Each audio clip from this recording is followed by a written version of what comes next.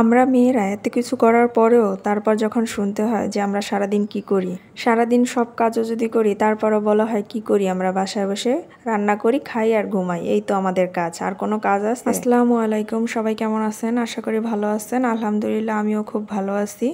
আজকে সারাদিন টুকিটাকি যা কাজকর্ম করলাম তাই আর কি আপনাদের সামনে তুলে ধরলাম। প্রথমে দেখলাম আমার স্বামী আমার জন্য একদম জঙ্গলেই পুরো তুলে নিয়ে আসছে মনে হলো। তার মধ্যেই দেখলাম আকাশটা খুব মেঘলা মেঘলা। ঠিক আছে, মেঘলা হলে আমার বেশি ভালো লাগে না। বসে বসে শুধু কি আকাশ দেখলেই হবে? ওইদিকে তো রান্না বান্নাও করতে হবে। সবারই হয়তো একই কাজ বাসায়, ঠিক আছে। যারা হয়তো চাকরি করেন তাদের জন্য হয়তো আলাদা, কিন্তু আমরা যারা বাসায় থাকি, গৃহিণী আর কি, তারা তো সব প্রতিদিনই আমাদের এই কাজেই, এছাড়া তো আর কোনো কাজ নাই। ঠিক আছে, যাই হোক, জঙ্গল থেকে এখন আর কি একটা সুন্দর লুকে নিয়ে আসলাম। এটা আনতে কিন্তু অনেক কষ্ট, ঠিক আছে। তাও আমরা কোনো কাজ করি না, বসে বসে জাদু আর ম্যাজিক দিয়ে এইসব হয়ে যায়। শাকগুলো যেরকমই হোক, জঙ্গল হোক আর যাই হোক, পাহাড়ি এলাকার শাক তো এটা আসলে একদমই ফরমালিন মুক্ত, কোনো ফরমালিন ছিল না। আর দেখতেই পাচ্ছেন কতটা মানে ছিল, তাজা ছিল।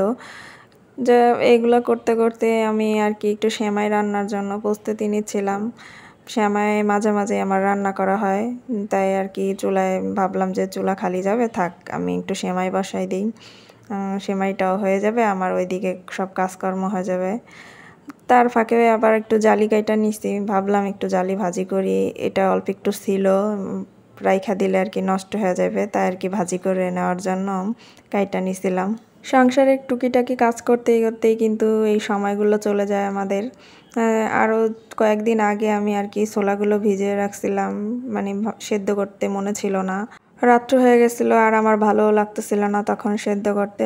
তারপর আমি রাইখা দিছিলাম আর কি ফ্রিজে, ওইভাবেই সেদ্ধ ছাড়াই।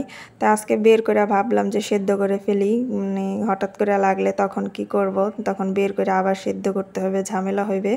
তার চেয়ে এই রান্নার সাথে সাথেই আমি এগুলাও সেদ্ধ করে নেব। যাই হোক, আমি এখন এগুলো ধুইয়া আর কি একটু সেদ্ধ করে নেব। সেদ্ধ করে আমি কিন্তু ছাঁকনি দিয়ে ছেঁকে তারপর আমি এইগুলো আবার বাটিতে করে সংরক্ষণ করি, ঠিক আছে। অনেক দিন যাতে খাওয়া যায়, বারবার সেদ্ধ করতে না হয়। বারবার সেদ্ধ করতে গেলে দেখা যায় ঝামেলা হয় প্রচুর, না একটু একটু করে সেদ্ধ করো খাও, এগুলার প্রচুর ঝামেলা হয়।